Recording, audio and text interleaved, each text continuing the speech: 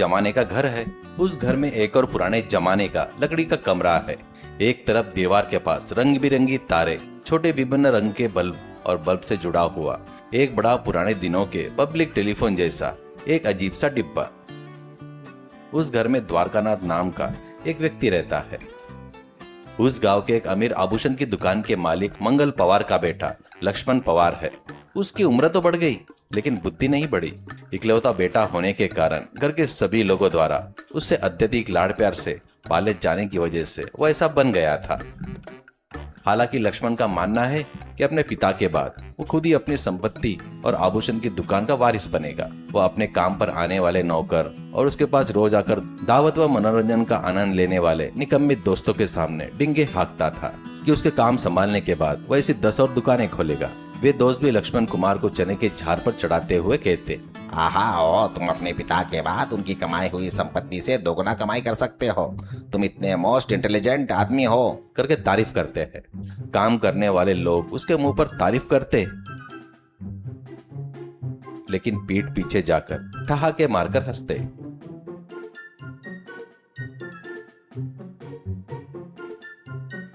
लक्ष्मण के बारे में सुनने के बाद द्वारकानाथ ने सोचा किसी भी तरह उसे बेवकूफ बनाकर पैसे ऐंठे जाए। उसने कुछ लोगों को विशेष रूप से इसी काम के लिए भेजा और लक्ष्मण कुमार के पास यह बात पहुंचाई कि वो एक महान वैज्ञानिक है जिसने हाल ही में भविष्य में जाने वाली एक टाइम मशीन का आविष्कार किया और किसी बातचीत के दौरान इस बात का जिक्र करने को कहा। जब इतने सारे लोग यह बात कर रहे थे तो लक्ष्मण ने भी सोचा क्यों न उसके पिताजी उसे हमेशा डांटते रहते हैं, तुम कब सुधरोगे? अगर ऐसा ही रहा तो तुम्हारा भविष्य नहीं होगा। तो क्यों न एक बार भविष्य में जाकर देखा जाए कि वह कितने व्यवसाय करेगा और कैसा करेगा। यह सोचकर ब्रीफकेस में नोटों की गड्डियां भरकर द्वारकानाथ से मिलने निकल पड़ा।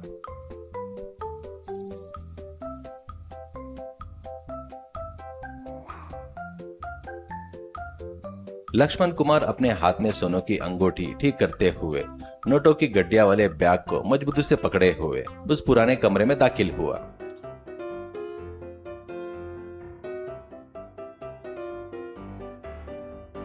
वहां द्वारकानाथ एक वैज्ञानिक की तरह सफेद कोट पहने और चश्मा लगाए तैयार खड़ा था।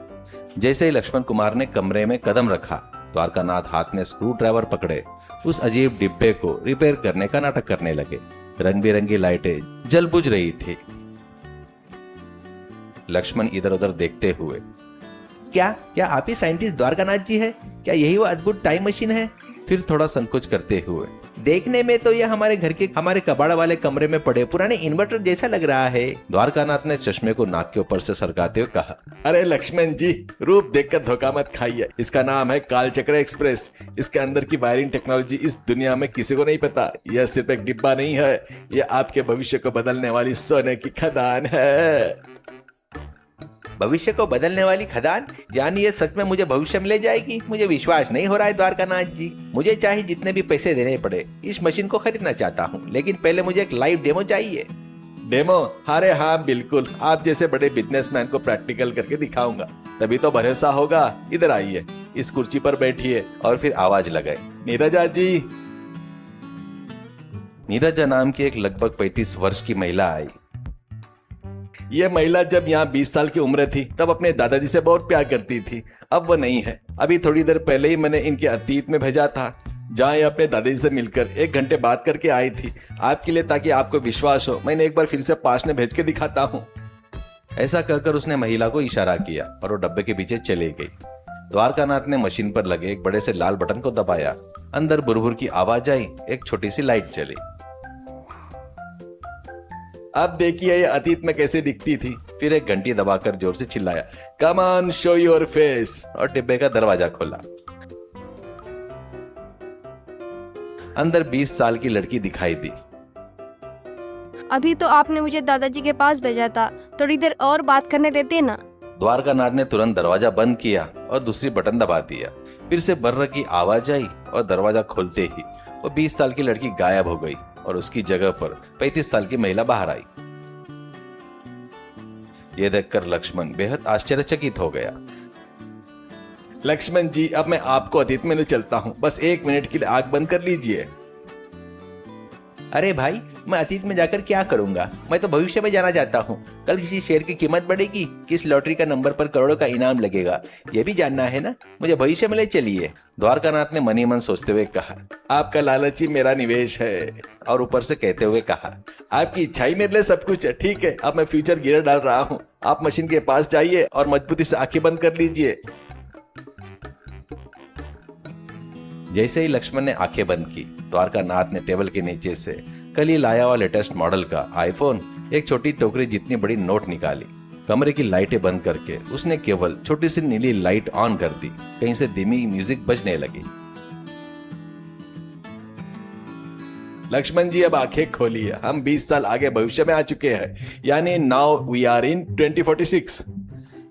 लक्ष्मण ने आंखें खोल दी और नीले लाइट की सेटिंग देखकर हैरान होते हुए बोला, अरे वाह, सब कुछ कितना जादुई और डिजिटल लग रहा है। और आपके हाथ में कौन सा फोन है? सर, यह भविष्य में आने वाला आईफोन 50 है, जो अभी मार्केट में नहीं आया है। और इस नोट को देखिए, भविष्य में कैसी है। 5000 का नोट है। लक्ष्मण खुशी से झूमते हुए, अद्भुत द्वारकानाथ जी, आप महान है। अगर यह मशीन मेरे पास हो तो मैं दुनिया का सबसे अमीर आदमी बन जाऊंगा। इसकी कीमत क्या है? उसने एक व्यापारी के अंदाज में पूछा। चूंकि आप इस मशीन को ढूंढते हुए विशेष रूप से आए हैं, इसलिए मैं आपके लिए केवल 50 लाख में दूंगा। लेकिन एक बात याद रखिए, इस मशीन में एक छोटी सी समस्या है। समस्या? कैसी समस्या है? ज्यादा घबराने की बात नहीं है सर। यह मशीन हफ्ते में सिर्फ एक ही बार काम करती है। अगर ज्यादा इस्तेमाल किया जाए तो इसके अंदर का काल चक्र गर्म हो जाकर फट जाएगा। इसलिए इसे बहुत सावधानी से इस्तेमाल करना होगा। लक्ष्मण ने अपना बैग खोला और नोटों की गड्डियां दिखाते हुए कहा, यह भी कोई समस्या है द्वारकानाथ जी? हफ्ते में एक बार भी इस्तेमाल करूं तो काफी है। उस एक बार में ही करोड़ों रुपए कमा लूंगा। ये लो, एडवांस के तौर पर 25 लाख रुपए अभी दे रहा हूं। बाकी के पैसे कल सुबह आपके अकाउंट में आ जाएंगे। इस मशीन को ट्रक में डलवाकर लोड कर दीजिए। द्वारकानाथ ने पैसे का बैग लिया, अपनी खुशी छुपाते हुए। अरे ठीक है सर, डील पक्की। तभी अचानक उस डिब्बे में से तेज धुआं निकलने लगा। एक टपक जैसी आवाज सुनाई दी।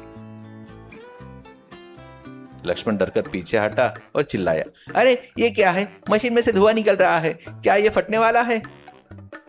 द्वारकानाथ ने घबराने का नाटक किया। अरे बाप रे लक्ष्मण जी, आप जब कुर्सी पर बैठे थे तो आपकी कोनी लगने से फ्यूचर गियर बहुत तेजी से स्पीड पर चला गया।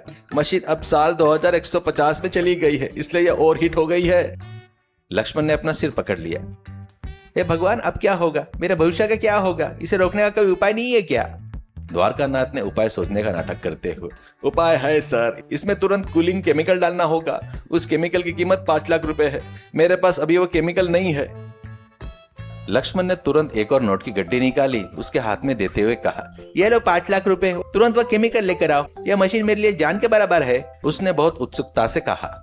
द्वारकानाथ ने वे पैसे भी ले लिए। आप यहीं रुकिए सर, मैं अभी जाकर केमिकल लेकर आता हूँ और मशीन को ठीक करता हूँ। तब तक इस डब्बे को बिल्कुल मत छूना। ऐसा कहकर वो पैसे का बैग लेकर तेजी से कमरे से बाहर चला गया। लक्ष्मण कमरे में अकेला खड़ा रहा और धुआं उगलते डिब्बे की तरफ देखकर डरने लगा। ठीक उसी समय द्वारकानाथ की पत्नी और बेटी भी चुपके से वहां से निकल गए। आधा घंटा बीत जाने के बाद द्वारकानाथ वापस नहीं आया। लक्ष्मण खुद से बुदबुदाया, यह द्वारकानाथ अभी तक क्यों नहीं आया? मशीन का धुआं भी बंद हो गया है। आखिरकार इस मशीन के अंदर क्या है, जरा देखता हूँ। लक्ष्मण धीरे से डिब्बे के पास गया। उसने ढक्कन को खींचा और खोला। अंदर देखते ही उसके होश उड़ गए। उस डब्बे के अंदर केवल एक पुराना टेबल फैन, कुछ दीपावली के पटाखे, धुएं की नीली और एक पुराना रेडियो ही रखा हुआ था। समय की यात्रा करने वाली कोई टेक्नोलॉजी तो वहां पर नहीं थी। लक्ष्मण ने अपना सिर पकड़ा और छाती पीटते हुए रोने लगा।